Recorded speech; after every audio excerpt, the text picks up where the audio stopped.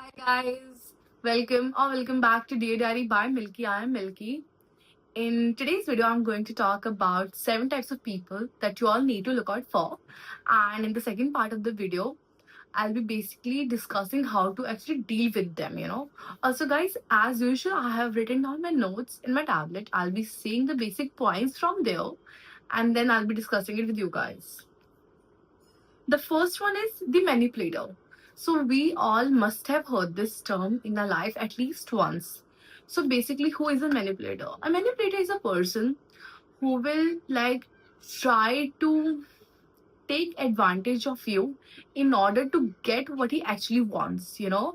So let me take an example. Let's say there's a guy, okay, and he's like not very good at studying, and but he's like good looking, so a lot of girls have crush on him. So whenever the exam season comes, he'll ask them to help him in studying, so that he can get a good score. So in this scenario, we can understand that even though he's not good at something, studying, he is taking advantage of someone else, the girls, in order to get what he wants, an average score.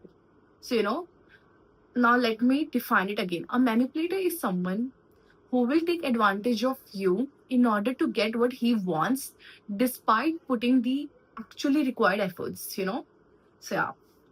The second one is the perpetual victim. So, someone, see, by the term victim, we can understand that we are basically talking about someone who loves playing the blame game. You all must have faced this kind of person, whether in college or in school or in your family, whatever. So, when we talk about victim, a victim is someone who will rather than actually taking the responsibility of his or her actions, they love blaming other people. So it's like if he's someone who is failing in his life or just not good at anything, then rather than taking responsibility for his action, that okay, I was not putting the required efforts, I was just playing with my friends, he will blame his parents or his teachers or whatever. So basically, a perpetual victim is someone who likes blaming other people for his own failure, just because he is not mentally capable enough to take responsibility, for his own actions, despite even if he's an adult. So yeah. The third one is the energy vampire. See, energy and vampire is like very simple. It's like basically I'm talking about the people who loves feeding on other people's emotions or whatever or energies. So it's like when I was I guess in 7th or 8th standard, I had this friend.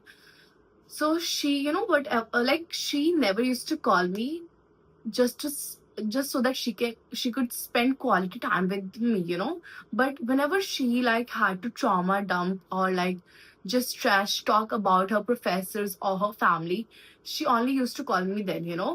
So this shows that energy vampires are basically people who love trauma dumping on you. Like they don't want to be your friends, they don't care about you, they don't want to know you. All they want is someone who can actually listen to their rant whenever they want. So basically they are just using you as their personal therapist. And also, if you want to identify that whether you have someone who is like an energy vampire, just try to figure out then whenever you talk to them after that, how you feel. Do you feel happy, energized, or do you feel like, oh my god, I just don't have any energy left in me? So yeah, and that in that manner you can identify whether your friend or any person in your life is an energy vampire or not. The fourth one is the one upper. The one upper. By this we can understand that it basically means a kind of person who likes competing with you or your experiences or whatever is that whatever you are doing in your life, they are just competing with you. So basically, I like maybe 1 or 2 years back, I had this friend. So it's like whenever I used to talk about my own achievements, she somehow always managed to compete with me. And like, just whenever, like, I used to engage in a conversation with her, she always used to make me feel sort of a lesser person, like, basically the kind of people who will always end up making you feel bad about yourself because they always want to look superior. And in order to look superior, they will make you feel inferior. So, yeah. The fifth one is the gossip. Okay. So, let me be just honest here. So, like, we all like gossiping, like we do. But when I'm talking about the people who actually fall into this category, then I'm basically talking about the kind of people who like gossiping in order to make them feel like they are doing so much better in their life, or in order to just demean the other person. So it's like someone is just talking about a couple who is like going through a breakup, and then they'll be like, okay, I always knew that they were going to break up. They were just making things up. They were never actually in love. Basically just trying, or like trash talking so much about the other person in order to look cool. They actually fall in this category. Or like basically also just talking about random people.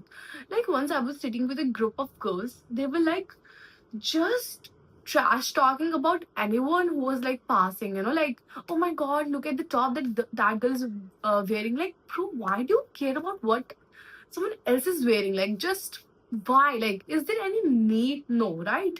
So she was just doing it in order to make herself herself feel better about, like whatever she's was wearing at that time. I don't even remember. So yeah. The sixth one is the commitment dodger. So the commitment and the dodger, we all know what it means. It basically means kind of people who will like do everything with you rather than committing to you. In this scenario, I basically want to talk about like the boys. Like they will be in a situationship sort of thing with you like for over an year, and they will still not commit to you because they just want to keep their options open. So yeah, I feel like those sort of people fall under this category. The last one is the opportunist. Basically, the kind of people who only remember you if they want something from you. That's it. Very simple. And I am pretty sure that you all must have faced at least one type of people from this like 7 categories. So yeah. Also now comes the second part of the video. In the second part of the video, I'll be talking about how to actually deal with them. So basically, you just have two options. Okay, the first one is just dump them. I really like this option. So in this, if you feel like you don't like someone, and things are just getting ugly, or things are ugly, you should just leave them completely, block them from everywhere. So yeah.